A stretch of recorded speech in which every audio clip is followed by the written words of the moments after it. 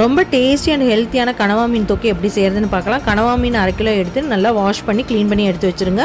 வரமிளகா 5 நம்பர், பட்டை 2, கிராம்பு 2, வரமல்லி, மிளகு, சீரகம், சோம்பு ஈச் 1 டீஸ்பூன் எடுத்து ட்ரை ரோஸ்ட் பண்ணி எடுத்துக்கலாம். இது கூட பூண்டு 5 நம்பர், இஞ்சி 1/2 இன்ச்சு, சின்ன வெங்காயம் 10, பெரிய வெங்காயம் 1, தக்காளி 1 சேர்த்து நல்லா வதக்கி எடுத்துக்கோங்க. இது கூட கருவேப்பிலை சேர்த்து நல்லா அரைச்சி எடுத்துக்கலாம். நம்ம வாஷ் பண்ணி எடுத்து வச்சுருக்க ஃபிஷ்ஷோட மஞ்சத்தூள், தேவையான அளவு உப்பு, காஷ்மீரி மிளகாத்தூள், அரைச்சி வச்ச கலவையும் சேர்த்து மிக்ஸ் பண்ணி 1/2 மணி நேரம் ஊற வச்சுடுங்க.